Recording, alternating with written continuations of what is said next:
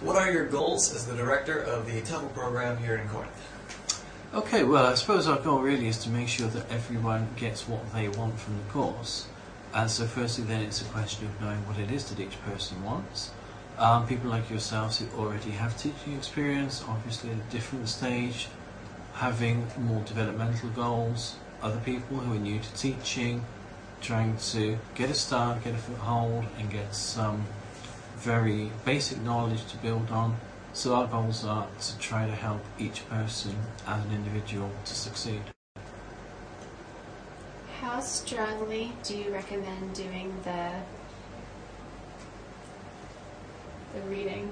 What's that called? The pre-reading. The pre-course reading. I do strongly recommend it. Now, evidently it's not always feasible because, for example, you get people who enroll for the course the day before it's beginning. Generally, most people enroll quite a way in advance. For example, I was just saying already now for July we have 7 people enrolled, and it's only mid-February because that's a popular time. Hopefully, most people are enrolled a good way in advance. We have the pre-course email discussion group for each month. As soon as each course starts, we start a new group for the following courses participants.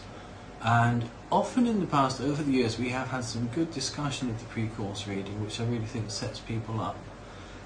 Other groups, there's very little activity in the email discussion group, but I think pre-course reading, the Harmer book gives you a lot of background, it gives you some of the theoretical stuff that we don't go into too much here because we try to keep a very practical focus, and then especially studying one of the grammar books I think is very, very helpful.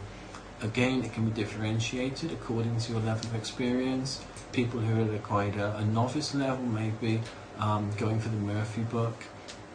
If you're a little more confident or if you have a little more time, perhaps going for the Swan book. And then certainly for people who do have teaching experience, I think Martin Parrott's book is a very, very good way to extend your knowledge of the grammar and how to teach it. In terms of teaching practice, what area do you find most trainees find most challenging?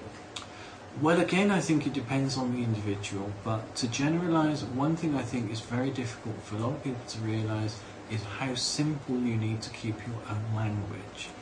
And this is a point which we try to bring out in the context of the foreign language lessons, so that once you've had, for example, for your group the Maori lesson, I think it brings home to people how very little language you can use with a class of beginners. And especially teaching the starter adults, I think, because they're adults, people tend to forget that actually they're not English, they don't speak English, they don't know pretty much any English at all yet.